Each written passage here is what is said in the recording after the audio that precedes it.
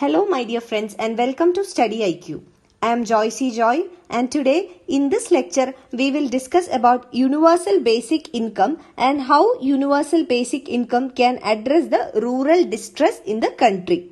First of all, let us look into the current affair. The idea of a universal basic income takes root to relieve the distress among the vulnerable section in the country. So, there is an ongoing debate whether to implement a universal basic income or not, or to continue with the existing scheme of subsidies. So, the debate has two sides. One is that the universal basic income will increase the fiscal burden of the government, thereby increasing the fiscal deficit. Government will not be able to achieve the fiscal deficit. But on the other hand, there are also arguments that a universal basic income can relieve the rural distress or distress among the vulnerable. So, with this ongoing debate, we will analyze this issue of universal basic income and how it is applicable in our country and what are the possibilities, what are the challenges and what has to be done. Let us first understand what is universal basic income. So, universal basic income is a model where the government will pay every adult citizen a particular salary, and this will be regardless of the wealth or the employment income or where do they work, etc. So, this is a universal in nature. So, that is why it is called universal basic income. So, government will be providing a particular amount of salary or a payment to every adult citizen regardless of salary or living conditions or from where do they earn their living, etc. And the origin of this idea of a universal basic income is from the 16th century book by Thomas More, Utopia.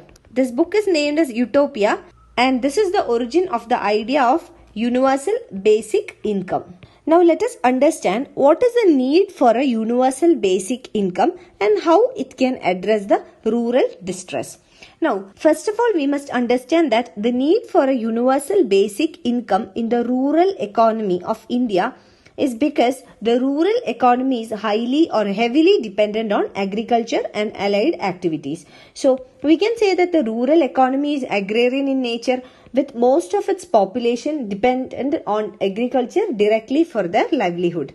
And the income from agriculture is not even sufficient to meet even the consumption expenditure of the households. So, that has led to the agrarian distress in rural areas. And this low incomes from agriculture is caused due to a variety of factors like poor productivity, variations in rainfall pattern, because majority of the agriculture in India is dependent on monsoon rainfall. So, rainfall patterns, the price fluctuations in the market. So, all these factors affect the agriculture and these factors culminate into agricultural distress in the rural economy. And along with these factors are the issues like land fragmentation, lack of technology, lack of irrigation facilities, etc. So, altogether this will lead to a major agrarian distress or agricultural distress in the rural economy. So, as a result of all this, what happens? The limited land that is available, this land has to support the larger population. So, the income earned from this limited land has to support a larger population in the rural area. And this will lead to inability of the farmers to meet even the essential requirements of the households. So, this inability to meet even the essentials. So, what in case of investments or savings, they literally do not have any savings or no investments. So, if there are no savings, they hardly find it possible to invest in the next cropping season. So, what happens? They will have to depend on the money lenders. We have seen what are the challenges before farmers to access formal credit. So, there are challenges like unoperational bank accounts or like lack of collateral, etc. that limits them from access to formal credit. So, they will have to depend on the money lenders and they have lack of investments as well. That means they cannot invest in technology. They cannot even at times avail the benefits or subsidies given by the government because the land ownership would not be in the name of the person who cultivates in the land. So, these are all some of the challenges before them. So it is impossible for them to make any savings or make any investments. It is hard for them even to meet the basic essential requirements of the family of the farmer. And this is literally a vicious circle, because the crop failures or the market crashes or lack of productivity, any of this happens in every cropping season. So there is no change for the condition of the farmer, and this vicious circle of poverty continues with the agricultural sector. And two outcomes of this vicious circle of poverty. One is that they borrow more money from informal money lenders and they end up in a debt trap. Now, secondly, even if they get some crop loans from formal financial institutions or from the money lenders, they end up consuming it, because the income from agriculture is not enough to meet their basic necessities. So the crop loan they avail from the money lenders or from the formal financial institutions are spent for the family consumption itself. And these two phenomena are very much evident in the rural areas of the country. And what is the most feasible solution for this?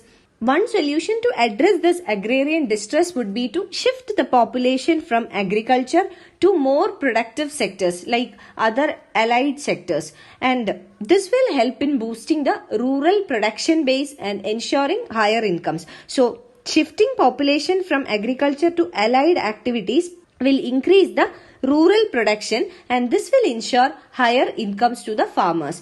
But what is the problem? There is a major challenge in this.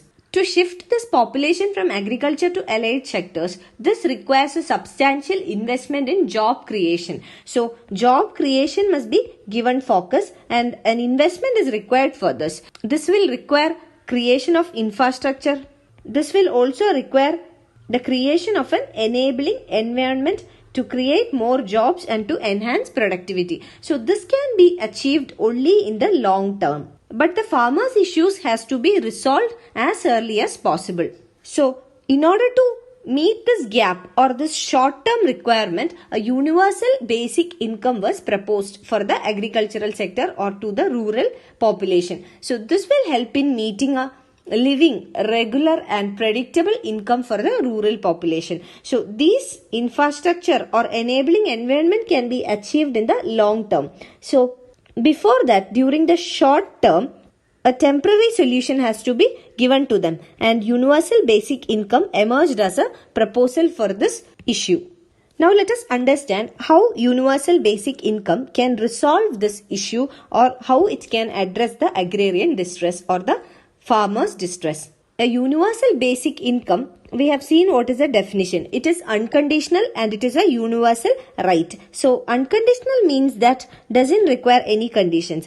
Wherever you are working or whatever is your eligibility, you will be eligible to receive a universal basic income, and it is a universal right. All the adult citizens of a country can avail this right. So it requires that every person should have a right to a basic minimum income to cover their needs, because they are the citizens. So the only eligibility that it demands is that the person should be a citizen of the country. And according to a recent estimate, the cost of paying every citizen rupees 17,500 per year, an annual payment of 17,500 to every individual under the universal basic income will amount to 3.5% of GDP.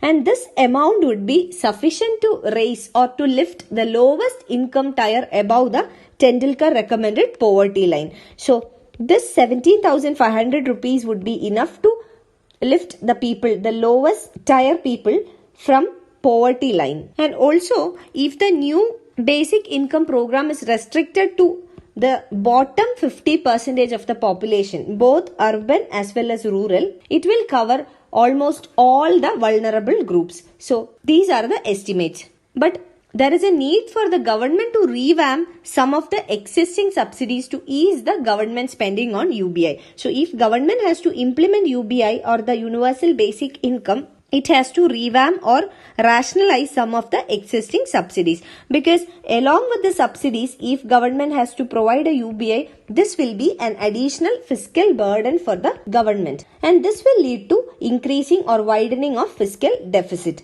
So government will not be able to achieve the fiscal deficit target. At present, the fiscal deficit target of the government is set at 3.3% of the GDP. So, it is essential to revamp or rationalize some of the existing subsidies. For example, the basic income transferred would be higher than the MNREGA wages earned. So, under MNREGA, 100 days of employment is guaranteed and minimum wages are ensured. So, the recommendation is that UBI should be providing 17,500 per year. So, the basic income will be higher than the MNREGA wages. So, there is no need for such a scheme if UBI comes into effect. So, such type of subsidies or schemes can be rationalized or revamped if UBI or the Universal Basic Income gets implemented.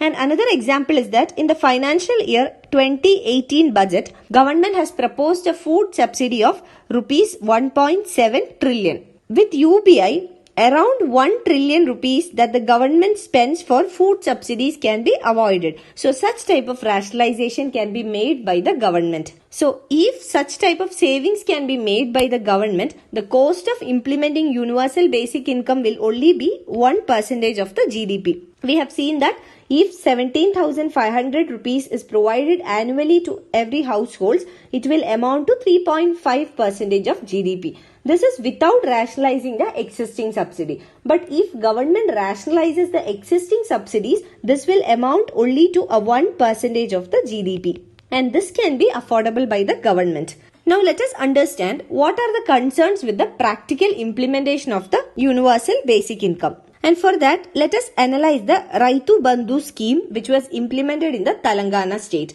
So, Telangana state government had implemented Raitu Bandhu scheme, and this scheme provides income support to the farmers. So, government will provide direct payments to the farmers for income support. We have already discussed about the Raitu Bandhu scheme. You can refer to the video which is available on StudyIQ channel. I have discussed about all the details of the scheme. So, you can refer to that video. Now, coming to the concerns. So, in Telangana state, Raitu Bandhu scheme has been implemented by the government where farmers are being given some income support through direct government payments. And this income support is provided irrespective of which crop the farmers grow or how much quantity gets sold or at whatever price. So, this is universal to the farmers. That means the crops that they grow, it doesn't matter. The price or the quantity doesn't matter. So, this scheme is universal to the farmers. Now, under the provisions, it involves providing grants of 12,500 rupees per hectare per cropping season in order to meet major part of their expenditure or cost of production like purchase of seeds, fertilizers, pesticides, field preparation expenses, etc. So, the scheme benefits the farmers without distorting their farm practices, and also this cannot be manipulated by the traders because the cash does not affect the market price. It is directly given to the farmers. So, it is not post-harvest. It will not affect the market prices. So, this is the scheme. And also the scheme does not involve any physical procurement or stocking of the food grains from the farmers. So, these are all some of the brighter sides of the scheme. Now, coming to the flaws, the scheme has also got certain flaws. Now, here first challenge or shortcoming of the scheme is that larger farmers, they may not be in need of this income support from the government. They are also availing the scheme or they are also getting the benefits out of this scheme. So, they may be holding larger size farms or larger plots and they are also availing. They are financially well off farmers. So, they also avail the benefits of the scheme. And secondly, the scheme leaves out tenant cultivators, because they do not have collateral or they do not own their own land. So, what is the condition? 12,500 rupees per hectare per season. It is provided to the farmers. So, it is based on the size of the farmland. So, it is based on hectare. So, it is necessary that the farmer should own the land. So, this will leave out the tenant farmers, those who cultivate in other person's farm. So, a majority of the farmers in India are tenant farmers and they are excluded from such a big government project. So, these challenges can apply to the universal basic income as well. The larger or well-off population who are below, who are above the poverty line or who have decent remuneration or better means of living, they will also be eligible for this universal basic income. So what happens? It is an additional burden on the government. So fiscal burden will improve. So that is one major criticism or concern. And secondly, there are chances that small or vulnerable people will be excluded from it, because universal basic income will be successful when the income or the money is transferred to the bank accounts. So in India, what we see is that even though large number of bank accounts were opened through Pradhan Mantri Jan Dhan Yojana, many of these are not functional. That means, especially in the rural areas, many of the households do not have a functional bank account. So the entire purpose of the scheme, in order to provide an income support to rural farmers or rural vulnerable groups, will be diminished because they do not have a functional bank account, and the operationalization of the scheme itself is in question. So these are the challenges here. You can find the PDF of this lecture on my Facebook page, and for any queries regarding your UPSC preparations, you can get in touch with me on my Facebook page, or you can email me at joyce.studyiq@gmail.com. Thank you.